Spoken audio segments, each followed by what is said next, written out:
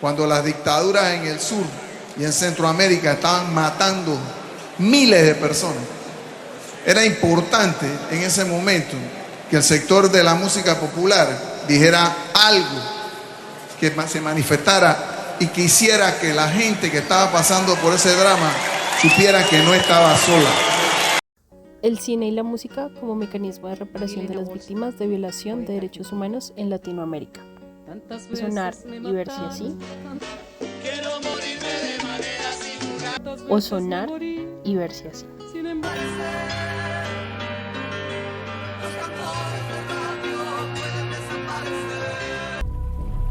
Estando yo en mi casa fui secuestrada. Me tuvieron encerrada meses. La responsabilidad jerárquica es de las juntas. ¿Cómo demostramos que ellos sabían?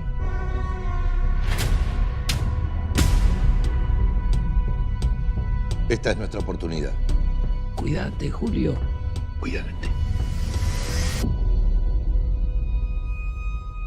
Vas a meter preso a Videla. A todos los responsables.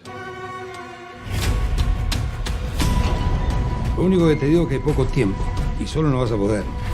¿En cuántos juicios estuviste? Ninguno. El 90% de los funcionarios de la justicia no quieren saber nada con este juicio. 99. Yo pienso que hay que buscar por otro lado, entonces. ¿Dónde? Chicos. Sí. ¿Y si los funcionarios de carrera no quieren? Entonces traemos a los que no tienen carrera. Necesitamos demostrar que fue un plan sistemático. Que fue a lo largo de todo el país y durante los gobiernos de los 9 comandantes. En todo el país desaparecieron personas. Ellos son los responsables. Acá se trata de lo que el país necesita. ¿De qué tenés miedo, Julio? De todo. De que todo esto es una trampa. De que les pase algo a ustedes. Se metieron en nuestra casa y tengo audiencia en 1 hora. Policía, abre la puerta. Lo único que quiero saber, señor presidente, es si mi hija está viva o muerta. Hoy nos teletransportaremos a uno de los momentos más oscuros de toda la historia de la Argentina.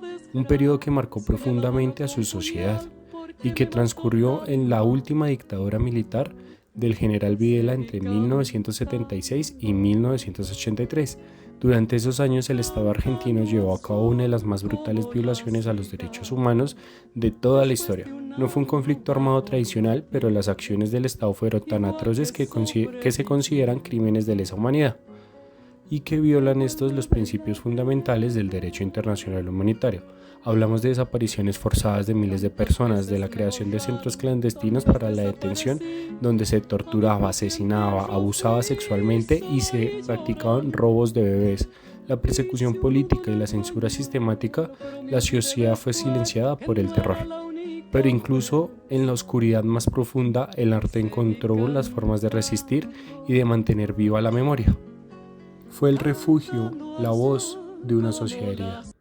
Y es lógico que la tierra de las grandes bandas no se iba a quedar atrás con la música. Guiados por Charly García, David Lebón, Pedro Aznar y Oscar Moro, también junto a Sui Generis, fueron una de las bandas más influyentes del rock nacional argentino a fines de los años 1970 y a principios de los años 80, coincidiendo con los años más oscuros de la dictadura militar. Sus letras, aunque a veces metafóricas para sortear la censura, estaban cargadas de referencias a la represión, la falta de libertad, la desesperación y la búsqueda de esperanza en este contexto. El cine es uno de los grandes baluartes con el cual el pueblo argentino no quiere dejar morir su memoria. Una de las obras más emblemáticas es La Historia Oficial de 1985. Esta película fue la primera ganadora del Oscar en la categoría de Mejor Película Extranjera. Nos sumerge en la vida de una profesora de historia que tras el retorno de la democracia comienza a sospechar que su hija fue adoptada y podría ser uno de esos niños o niñas robados a los desaparecidos. La Historia Oficial fue pionera en poner en la pantalla el horror de la dictadura desde una perspectiva íntima y personal, y nos mostró cómo las verdades son dolorosas y puede desmoronar el mundo de quienes se resisten a verlas. Es un testimonio sobre la búsqueda de identidad y la necesidad de enfrentar el pasado. Veces me morí, sin embargo estoy aquí. Solo acribillándome a balazos, podrán impedirme voluntad.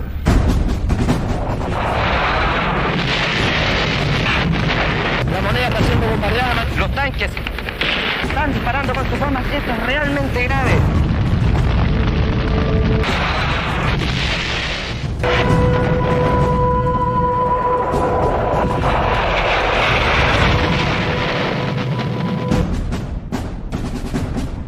Sigan ustedes sabiendo que mucho más temprano que tarde, de nuevo, abrirán las grandes alamedas por donde pase Don Benito para construir una sociedad mejor. ¡Viva Chile! ¡Viva el pueblo! ¡Vivan los trabajadores! El golpe de Estado en Chile ocurrió el 11 de septiembre de 1973, cuando las Fuerzas Armadas, lideradas por el general Augusto Pinochet, derrocaron al gobierno democráticamente elegido del presidente Salvador Allende. Este hecho marcó el fin del gobierno de la Unidad Popular, una coalición de izquierda que impulsó profundas reformas sociales y económicas. Tras el golpe de Estado, se instauró una férrea dictadura de carácter cívico-militar que gobernó hasta 1990. Durante este periodo se cometieron graves violaciones a los derechos humanos, ya que miles de personas fueron detenidas, torturadas, ejecutadas o desaparecidas. Instituciones como la Dirección de Inteligencia Nacional desempeñaron un papel preponderante en la represión política. Esta etapa dejó hondas heridas en la sociedad chilena, las cuales hoy en día siguen siendo objeto de justicia, verdad, memoria y reparación. Condenas interpuestas al Estado chileno. Una de las condenas interpuestas al Estado chileno se dio en el marco del caso Vega González y otros versus Chile. La Corte Interamericana de los Derechos Humanos declaró la responsabilidad internacional del Estado de Chile por la violación, entre otros, a los derechos a las garantías judiciales y protección judicial en perjuicio de 49 víctimas, entre ellas el periodista José Pepe Carrasco, y al derecho a la integridad personal de 99 familiares. De acuerdo al comunicado emitido por el Tribunal Internacional, el caso trata sobre los hechos relativos a una serie de decisiones judiciales dictadas entre los años 2007 y 2010, en las cuales la Sala Segunda de la Corte Suprema de Justicia de Chile, interviniendo como Tribunal de Casación Penal, aplicó la medida de prescripción como parte de un proceso de revisión a sentencias condenatorias de personas que habrían sido encontradas responsables de hechos de desaparición forzada y de ejecución extrajudicial ocurridos durante la dictadura civil-militar. La Corte concluyó en su informe que el Estado chileno violó el derecho de integridad personal de 99 familiares de dichas personas desaparecidas y ejecutadas debido a la incertidumbre, sufrimiento y angustia que les produjo las conductas estatales violatorias examinadas en la sentencia.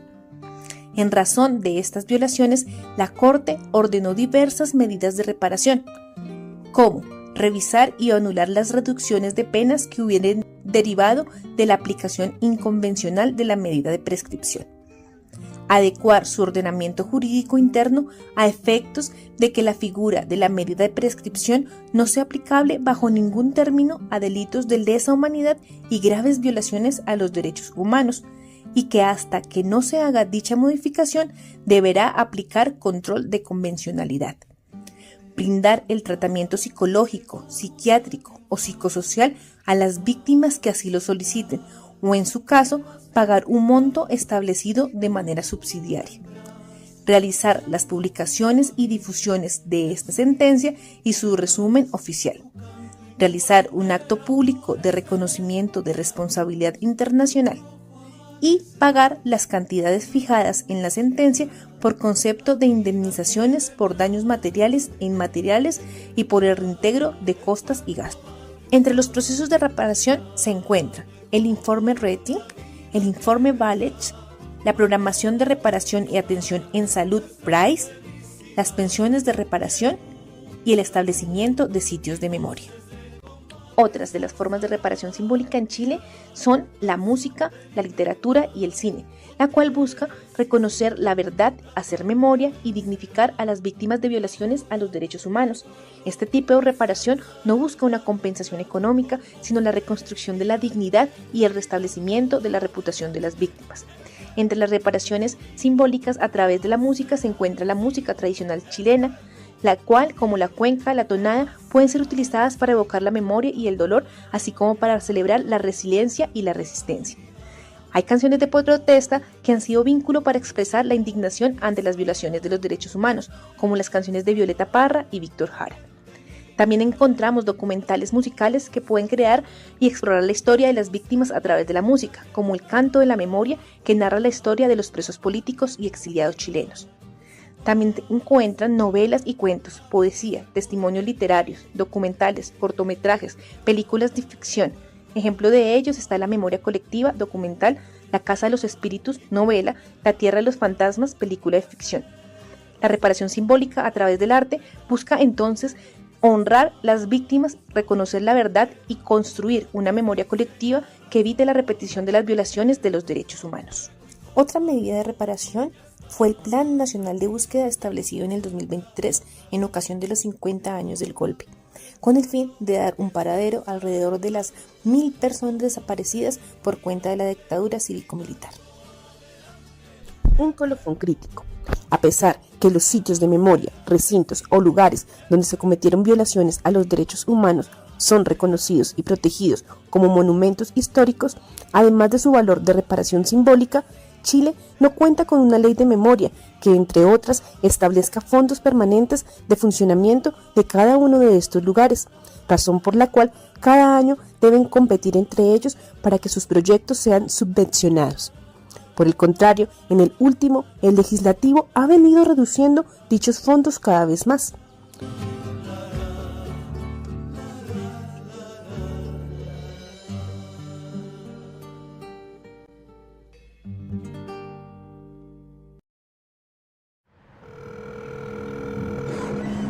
¿Aló? Ajá, ¿qué tal? ¿Qué tal, papá? Muy bien, ¿ya estás en el sitio? Sí, ya encontré la tumba del abuelo. Sí, el papá, mira, se hizo tico, lo murió como tico y ya ves, quedó allá, en Costa Rica, en su segunda patria. Nuestra familia ha sido afectada, estamos disgregados por estas circunstancias, pues, ¿verdad?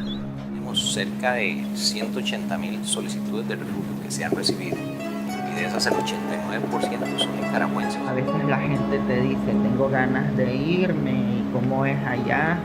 Y yo, por mucho peligro que sé que la gente está corriendo allá, tengo que ser sincera y decirles que fácil no es vivir aquí y todo es carísimo. Aisha, vieras que es probable que vendan la casa. Mami, pero yo no me quiero ir.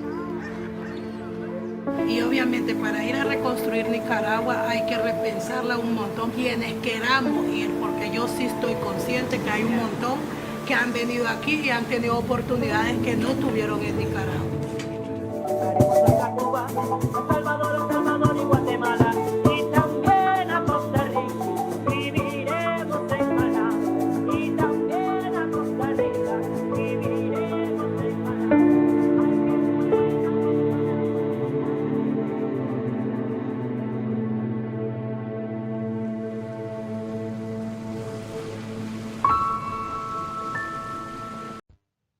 Crisis sociopolítica en Nicaragua 2018.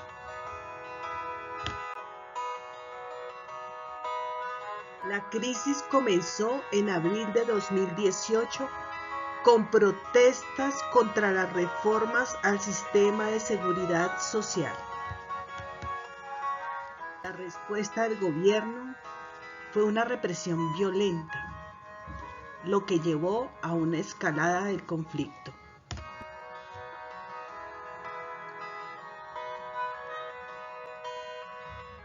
Violaciones graves a los derechos humanos, incluyendo uso excesivo de la fuerza por parte de las fuerzas de seguridad. Censura y restricciones a la libertad de prensa.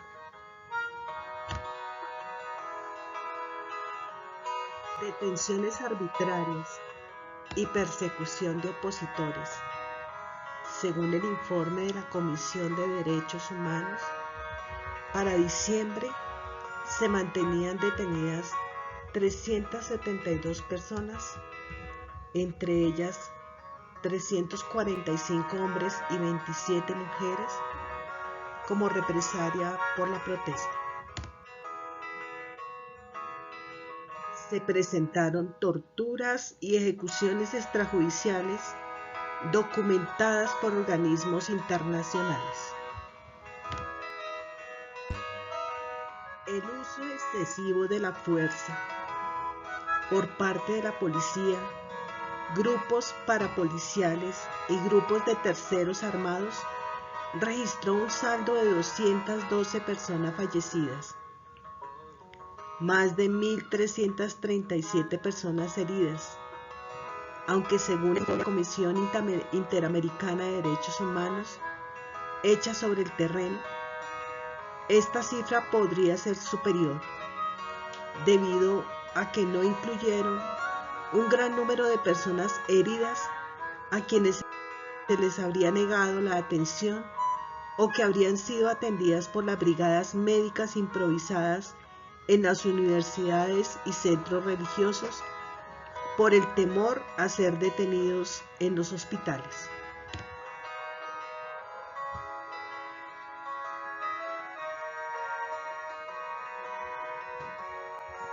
Debido a la situación de injusticia que se presentó en Nicaragua, el llamado de la comunidad internacional es a cesar de inmediato las violaciones de los derechos humanos, restablecer el Estado de Derecho y a liberar de inmediato a todas las personas que se encuentran privadas arbitrariamente de su libertad por motivos políticos.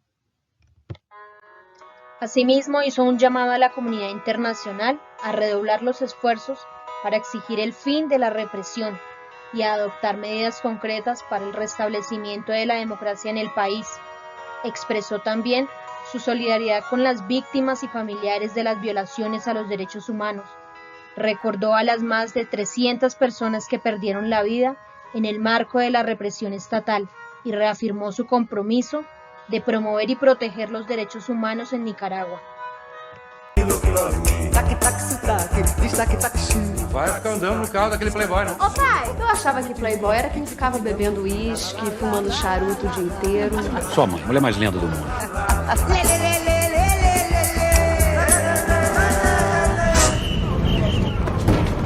Seus documentos. Anda, anda! Daqui a pouco passa.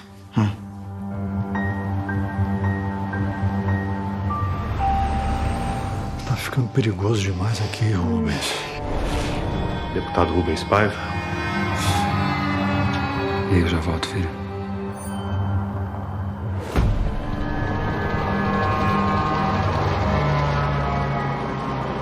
Mãe! O que tá acontecendo? O meu marido tá em perigo. Todo mundo tá em perigo, Eunice. Brasília tá pegando fogo. Os milicos vão cair matando.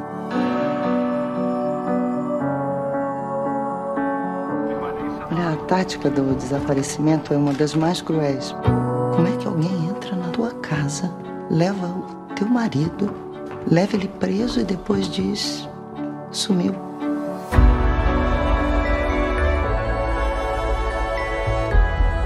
A comunidade internacional tá de olho nessa história. O Estado tem questões mais urgentes do que tentar remediar o passado? Não. Não precisa sorrir. Por que não? O editor pediu. Uma foto menos feliz. Ah, ele quer triste. Nós vamos sorrir. Sorriam.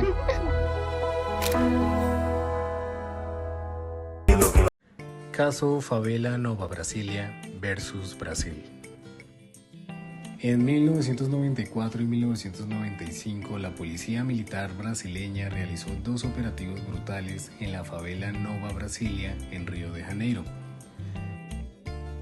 El resultado, 26 personas muertas y al menos 3 mujeres víctimas de violencia sexual. Organismos nacionales no lograron ofrecer justicia, las investigaciones fueron lentas, parciales y nunca se sancionó a los responsables.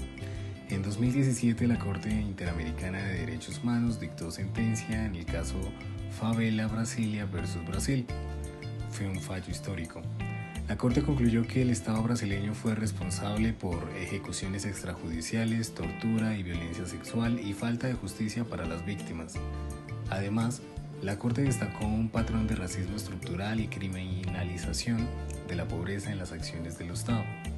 Brasil fue declarado responsable por la violación del derecho a la vida, la integridad personal, la libertad, la igualdad ante la ley, el acceso a la justicia y el derecho de las mujeres a vivir libres de violencia. La Corte concluyó que hubo un patrón sistemático de ejecuciones extrajudiciales, violencia sexual institucional y una política de impunidad en operativos policiales dentro de favelas.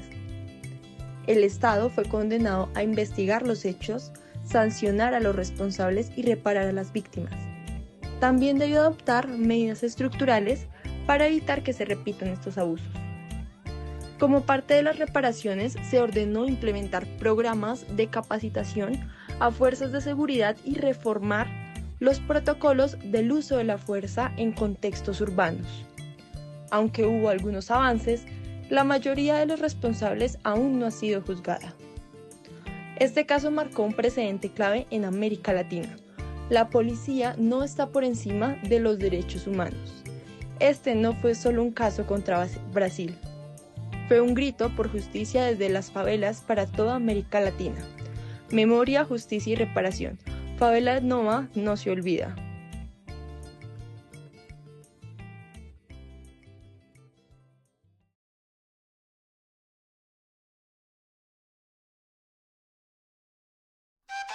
En Colombia, por aproximadamente 6 décadas, ha habido un enfrentamiento bélico interno que ha dejado millones de víctimas, en el cual han participado múltiples actores armados legítimos como las Fuerzas Armadas del Estado e ilegales como las guerrillas y grupos paramilitares. En el transcurso del conflicto armado se han perpetrado diversos delitos, desde extorsiones hasta secuestros, accesos carnales y homicidios, de los que las masacres hacen parte. La música es uno de los lenguajes más utilizados por las comunidades que han sufrido la violencia para contar aquello de lo que es muy difícil hablar. También es una forma de cerrar heridas, de perdonar y de soñar con un mejor futuro.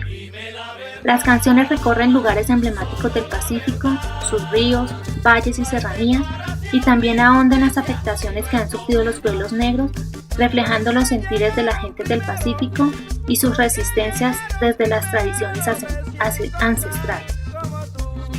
También expresan los sentimientos que las mujeres buscadoras sembraron en él y sus reflexiones sobre la desaparición forzada y la dignidad con la que han asumido las arduas labores de búsqueda y memoria.